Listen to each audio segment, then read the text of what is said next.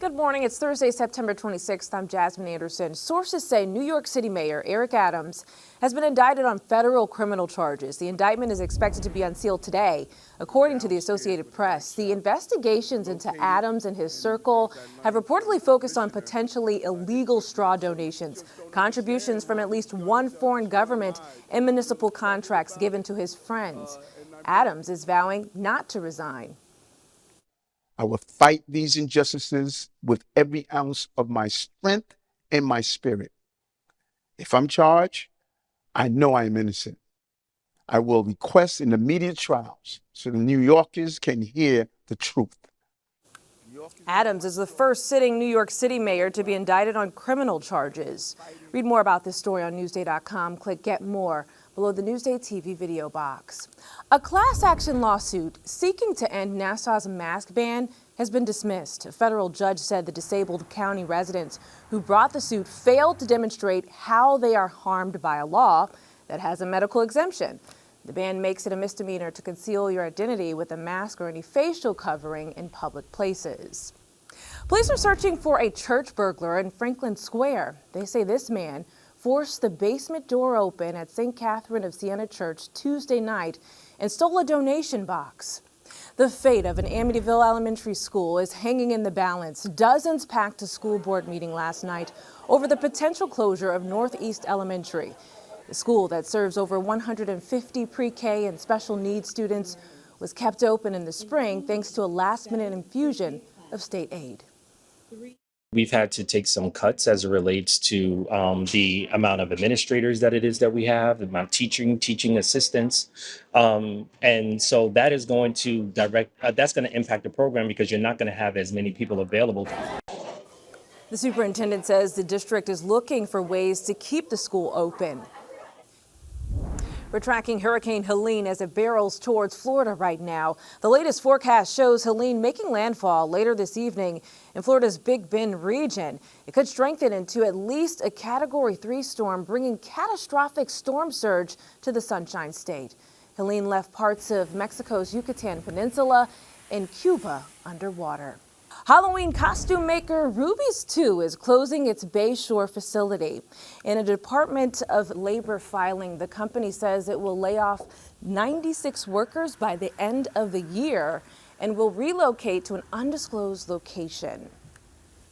The number of Amazon warehouses on Long Island continues to grow. 4 years ago, there were only 2. By next year, there will be 9. Newsday business reporter James T. Medore explains what's driving this growth. The reason for all of this is because of us, the consumer.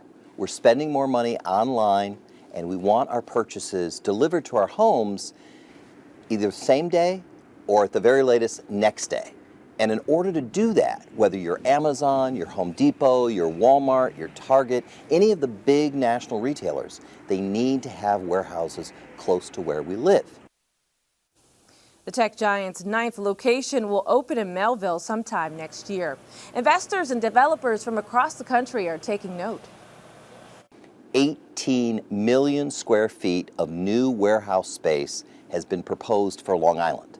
That equals 43 Nassau Coliseums in a row. It's a lot of warehouse space.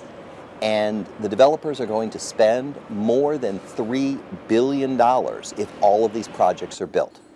It's 56 projects, and in the last 2 years, half of those projects were proposed.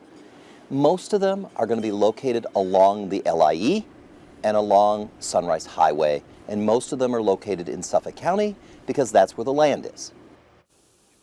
Read more about this story on Newsday.com. Click Get More below the Newsday TV video box. Newsday Sports is brought to you by King O'Rourke Automotive Group.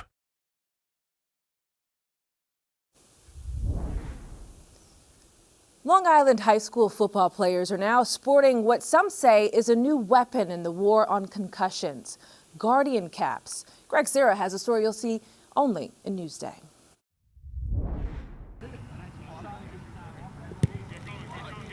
Guardian caps are now being introduced at all levels of football, from the National Football League through college and now through the high schools. Check out Miller Place behind me, the newest protective headgear. All players are wearing the headgear designed to be worn on the outside of the football helmet to limit the impact of helmet-to-helmet hits.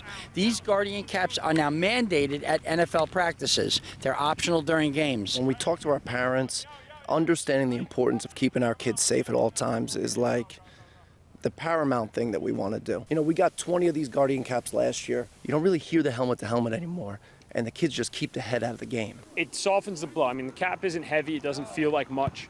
But in terms of contact, the amount of, in the past, with just the helmets on, sometimes you would hear, my head hurts, we made contact, they hit the floor, whereas now it's few and far between. It just feels like there's like a pillow on your head. It's really the big thing. I was skeptical with Guardian caps at first, especially because, adding weight to a helmet and making it larger can make things more dangerous. The NFL is wearing a unique version of the cap that's almost a pound, and the NFL claims that it's reducing concussions. However, that research hasn't been published, and so we're not sure if it's the cap that's helping reduce concussions or if players are hitting less because now they're wearing giant "don't hit me in the head" pads on their helmet. Newsday surveyed the 112 high schools on Long Island that have football.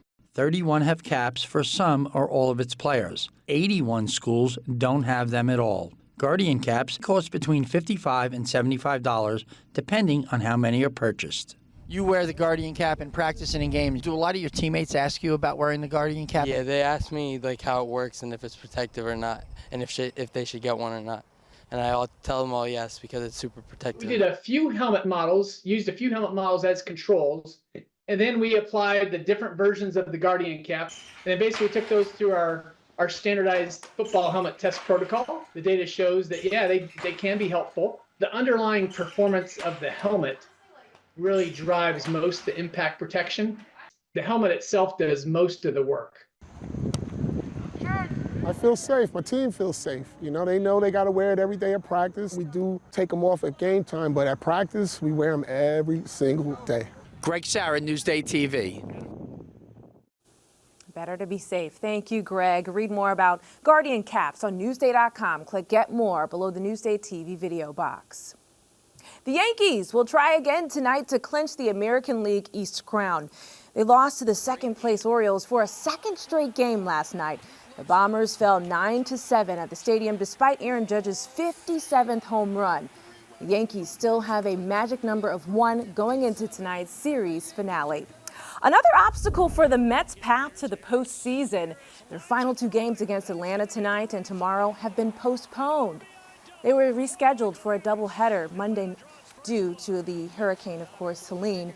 The Amazons are trying to hang on to their NL League wildcard berth. To the NFL, the Giants are hosting the Dallas Cowboys tonight on Thursday Night Football. Long Island soccer star Crystal Dunn headlined the Nassau Sports Hall of Fame induction ceremony. It was last night in Woodbury. Dunn, a Rockville Center native, was a pro soccer MVP, a National Women's Soccer League champ, a World Cup champion, and also just won an Olympic gold medal. I've always tried to represent something more than just, being a soccer player. I think, as a woman of color, I always try to, be that role model for other girls that may be interested in soccer, but may not always see someone that looks like them in the sport. And I think as I've carried on in my career, I think I've always tried to uphold how important visibility is and how representation plays such a key role in making people feel included in the sport. And like I said, I've had such a really amazing time growing up in Rockville Center. Congratulations. Other than Dunn, the Nassau High School Athletics Hall of Fame inducted 24 new members, including former Nick, Bill Chamberlain, and lacrosse All-Americans.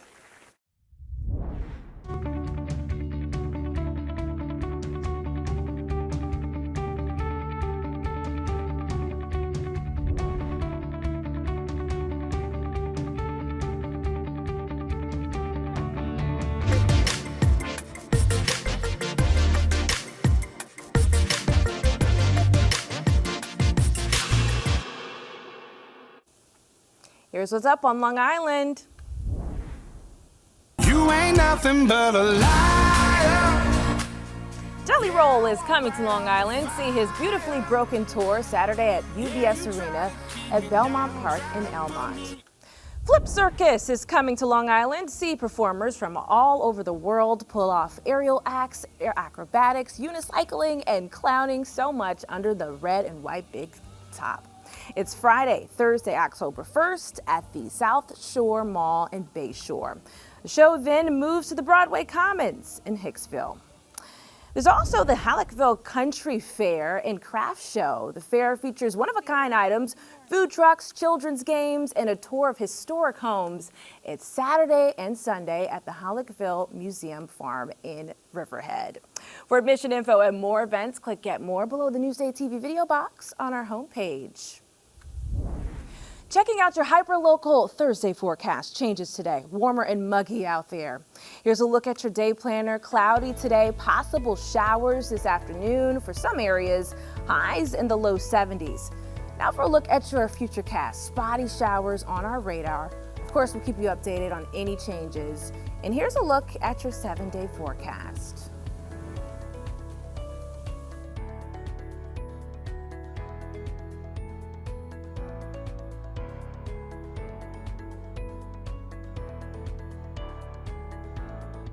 Long Island weather is brought to you by PTRC. I'm Jasmine Anderson. Thank you so much for watching.